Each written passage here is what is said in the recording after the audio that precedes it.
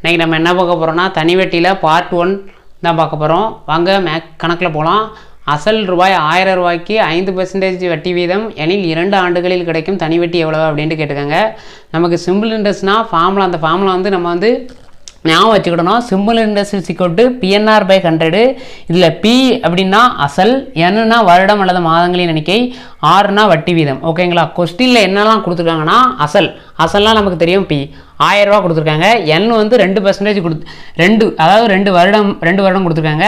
R வந்து 5% கொடுத்துருக்காங்க. இந்த ஃபார்முலா படி நம்ம சப்மிட் பண்ண போகிறோம். சிம்பிள் இன்ட்ரெஸ்ட் அசல் எவ்வளோ கொடுத்துருக்காங்கன்னா 1000 ரூபாய்க்கு கொடுத்துருக்காங்க.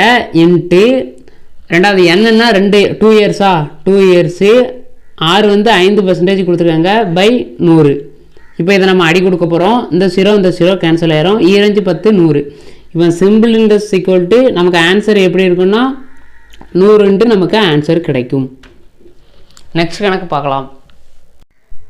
கமல் ஒரு வருடத்திற்கு 7% வட்டி வீதத்தில் ரூபாய் 3000 ரூபாயை சேமிக்கிறார். ஒரு வருட முடிவில் அவர் பெறும் தனி வட்டியையும் தொகையையும் காண்க அப்படின்ட்டு கேட்டுக்காங்க.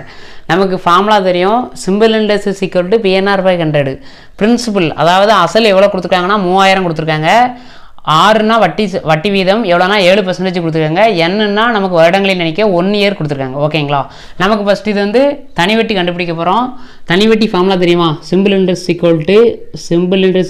அசல் எவ்வளோனா 3000 ரூபா, 3000 இன்ட்டு N வந்து 1 இயரு இன்ட்டு R வந்து 7% கொடுத்துருக்காங்களா பை ஃபார்முலா படி நம்ம 100 அந்த 100 சப்மிட் பண்ண போகிறோம். இந்த 100 கேன்சல் ஆயிரும். இப்போ சிம்பிள் இன்ட்ரெஸ்ட் எவ்வளோ இருக்குன்னா 3/21 210 அப்படின்னு இருக்கும். ஓகேங்களா? அவன் என்ன கேட்டிருக்காங்கன்னா தனி வட்டியும் தொகைனா இந்த தொகை கிடைச்ச தனி வட்டியும் இந்த பிரின்சிபலையும் ஆட் பண்ணால் நமக்கு வந்து மொத்த தொகை கிடச்சிரும். ஓகேங்களா? 3000 + 210 இப்போ எப்படி இருக்குன்னா 3210 அப்படின்ட்டு நமக்கு கிடச்சிருக்கும்.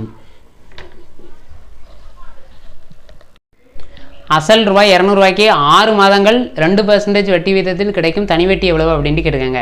நமக்கு கொஸ்டின் என்னெல்லாம் கொடுத்துருக்காங்கன்னா இதுக்கு முன்னே உள்ள கொஸ்டின்லாம் வருடங்கள் கொடுத்தாங்க, இதில் மாதங்கள் கொடுத்துருக்காங்க. அப்போ என்னென்னா ஒரு வருஷத்துக்கு வந்து எத்தனை மாதங்கள்லாம் 12 மாதங்கள். ஓகேவா? இப்போ நம்ம இந்த ஃபார்முலாவோடய நம்ம சப்மிட் பண்ண போகிறோம். கொஸ்டினில் என்னெல்லாம் கொடுத்துருக்காங்கன்னா அசல் வந்து 200, மாதங்கள் வந்து 6, N வந்து 6 மாதங்கள், R வந்து 2%. நமக்கு ஃபார்முலா தெரியுமா? சிம்பிள் இன்ட்ரெஸ்ட் = PNR/100 அப்படின்ட்டு இந்த சிம்பிள் இன்ட்ரெஸ்ட் அசல் வந்து 200 கொடுத்துருக்காங்களா.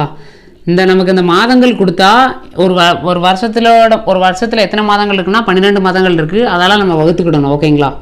6/12 இன்ட்டு ஃபார்முலாவில் ஒரு 100 இருக்கா 100 இன்ட்டு R வந்து 2%. இப்போ நம்ம அடி கொடுக்கலாமா? இந்த 2 0 கேன்சல் ஆயிரும். 12 இந்த 6 கேன்சல் ஆயிரும். அப்போ சிம்பிள் இன்ட்ரெஸ்ட் நமக்கு வந்து 2 அப்படின்ட்டு ஆன்சர் வரும். ஓகே. ரூபாய் 7500க்கு 8% வட்டி வீதம் ஒரு வருடம் 6 மந்த்துக்கு கிடைக்கும் தனி வட்டியையும் தொகையும் காண்க அப்படின்ட்டு கேட்டிருக்காங்க. ஓகேங்களா? நமக்கு வந்து இதில் கொஸ்டினில் என்னென்னா அசல் பிரின்சிபல் அசல் வந்து 7500, R வந்து 8%, N வந்து 1 இயரு 6 மந்த்து. இது வந்து நம்ம மந்த்துக்கு கன்வெர்ட் பண்ணிக்கலாமா? 1 இயர்னா 12 மாதங்கள் ப்ளஸ் 6 மந்த்து. ஓகேங்களா? இப்போ எப்படின்னா 18 மந்த்து அப்படின்ட்டு இருக்கும்.